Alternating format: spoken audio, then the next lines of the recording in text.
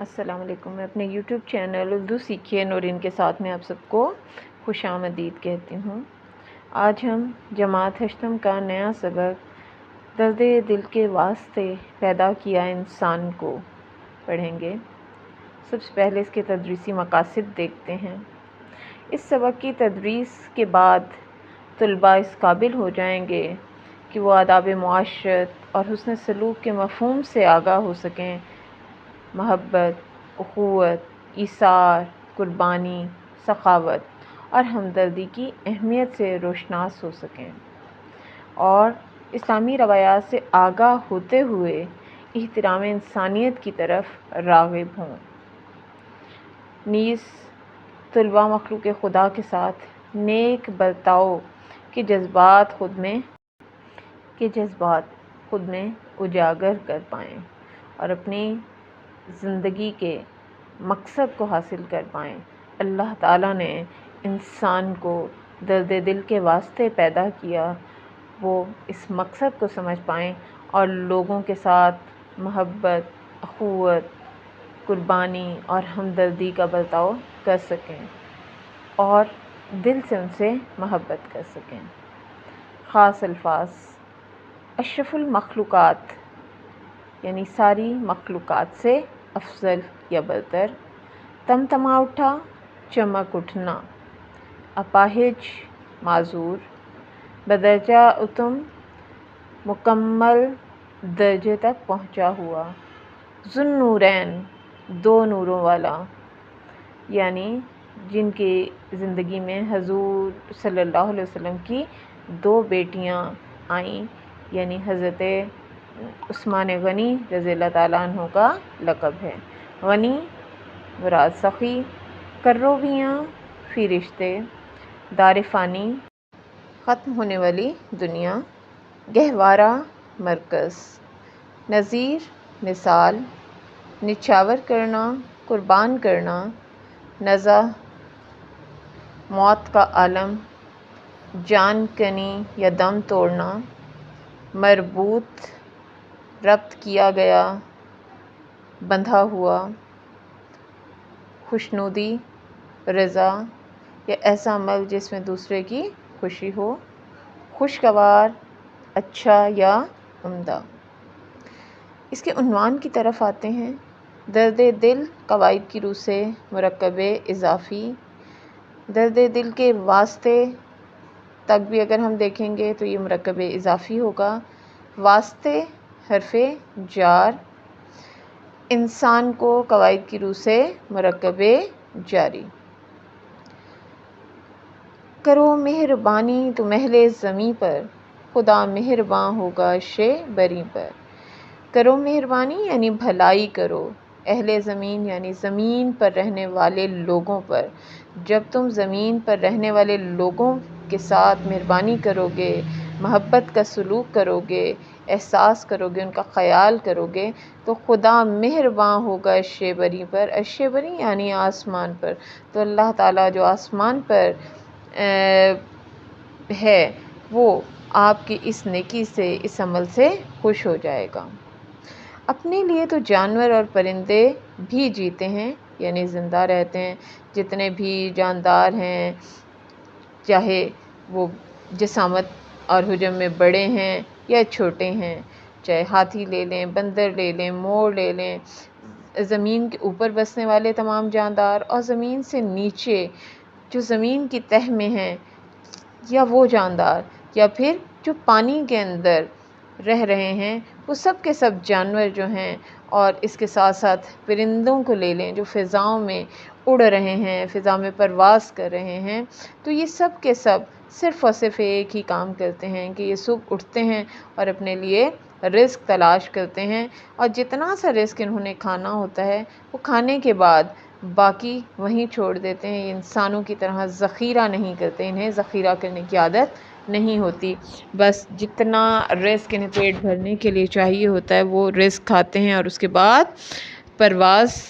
کرنے لگتے ہیں اور اپنے اپنے گھونسلوں میں واپس چلے جاتے ہیں، اور اگلے دن پھر دوبارہ اٹھتے ہیں اور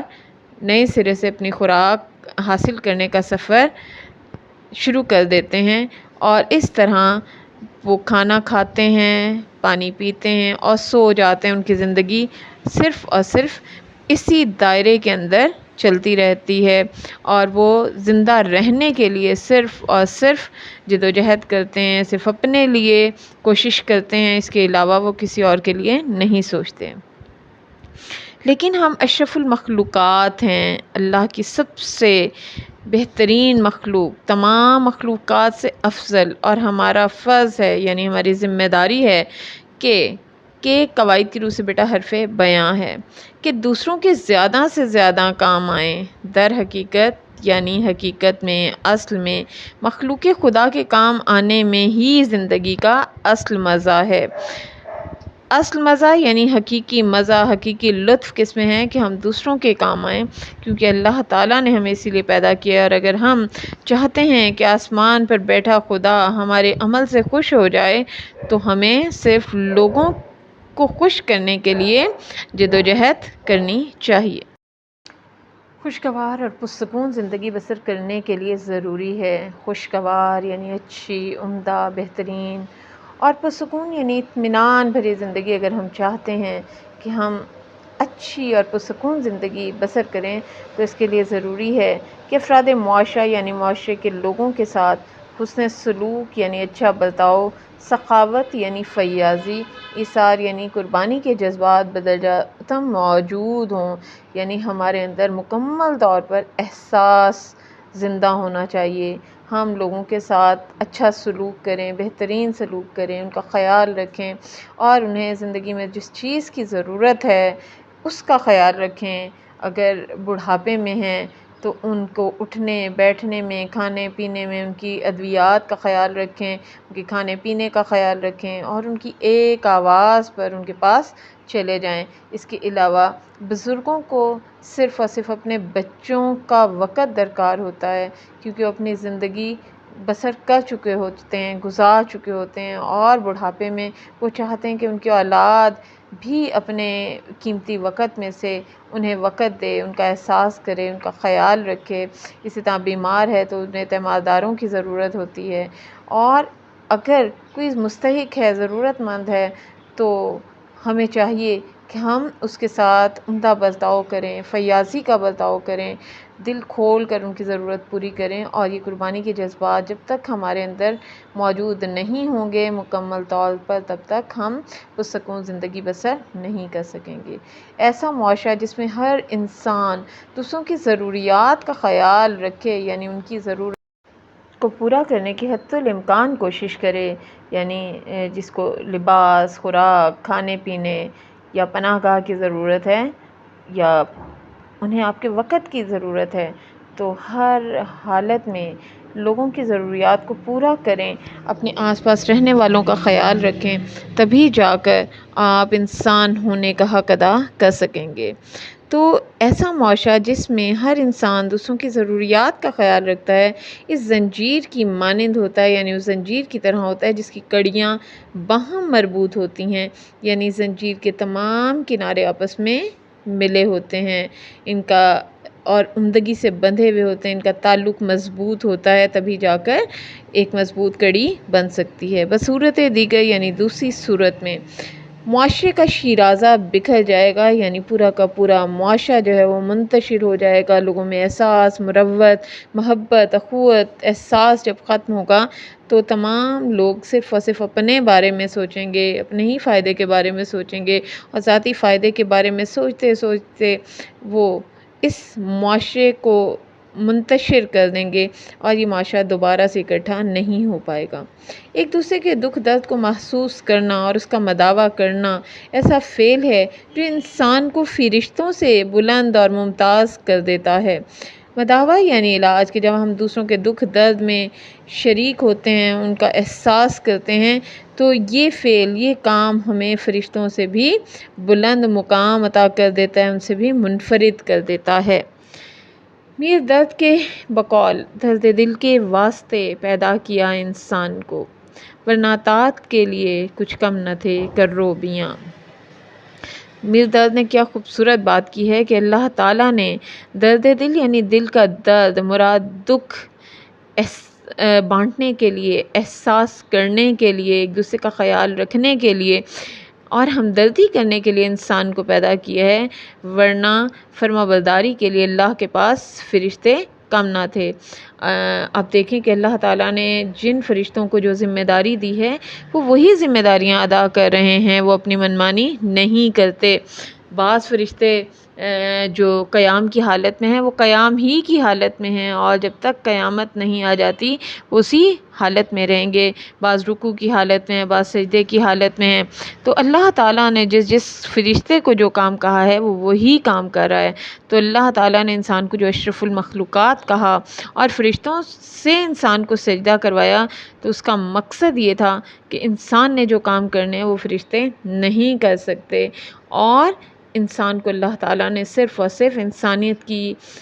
فلاح و بہبود کے لیے، ان کا درد بانٹنے کے لیے، ان کا احساس کرنے کے لیے پیدا کیا۔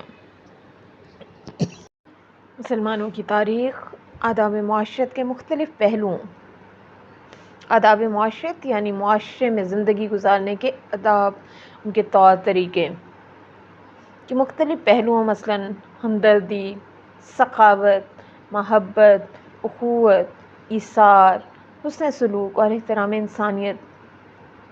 وغیرہ کی روشن مثالوں سے بھری پڑی ہے۔ ہمدردی یعنی احساس، سخاوت فیاضی، محبت یعنی الفت، اخوت بھائی چارہ، ایثار قربانی، حسن سلوک اچھا برتاؤ، اور احترام انسانیت یعنی انسانیت کا احترام کرنا۔ اس حوالے سے ہمارے معاشرے میں، ہماری تاریخ میں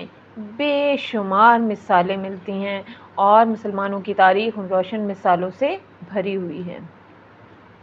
اللہ رب العزت نے انسان کی فطرت یعنی قدرت یا پیدائشی خوبی میں محبت اور ہمدردی کا جذبہ رکھا ہے۔ انسان کی فطرت میں، اس کی خصلت میں ہے کہ وہ محبت کرتا ہے، وہ احساس کرتا ہے، دوسروں کا خیال رکھتا ہے، اور انسان، حیوان، چرند پرند سبھی سے محبت کا اظہار کرتا ہے۔ بعض لوگوں میں یہ جذبہ دوسروں کی نسبت زیادہ ہوتا ہے، وہ فطری طور پر خلوص نیت سے زندگی میں قدم قدم پر اس کا بھرپور اظہار بھی کرتے ہیں۔ خلوص نیت یعنی نیک نیتی، بھرپور مکمل اظہار، نمایاں کرنا، ظاہر کرنا۔ تو بہت سے لوگ ہیں دنیا میں، اور پاکستان میں اگر ہم دیکھیں تو ایدھی، انصار برنی، شہزاد رائے، عمران خان، ایسے افراد ہیں جن میں، اور اس کے علاوہ بہت سے ایسے نام ہیں جو انسانیت کے لیے، لوگوں کے لیے احساس رکھتے ہیں، ان کا خیال کرتے ہیں، اور صرف زبانی نہیں بلکہ عملاً بھی ان کے لیے کام کرتے ہیں تاکہ ان کی بنیادی ضرورتوں کو پورا کرنے میں ان کی مدد دی جائے۔ جنہیں راشن کی ضرورت ہے وہ راشن فراہم کرتے ہیں، جنہیں بیماری میں ایمبولینس کی ضرورت ہے، روپے پیسے کی ضرورت ہے، علاج کی ضرورت ہے، وہ ان کے لیے کام کرتے ہیں۔ اسی طرح فلاحی ادارے بہت سی خدمات سر انجام دے رہے ہیں۔ تو بعض لوگوں میں یہ جذبہ دوسروں کی نسبت زیادہ ہوتا ہے، اور وہی لوگ صحیح معنوں میں انسان کہلانے کے حقدار ہیں۔ امید کرتی ہوں میری چھوٹی سی کاوش آپ سب کو پسند آئی ہوگی، اور اس طرح پڑھا کر ہم اپنے طلباء و طالبات کے لیے آسانیاں فراہم کر سکتے ہیں، اور انہیں بآسانی سبق کے اہم نکات یاد کروا سکتے ہیں۔ اگر میری یہ کاوش آپ کو پسند آتی ہے تو مجھے اپنی دعاؤں میں ضرور یاد رکھیے گا۔ شکریہ۔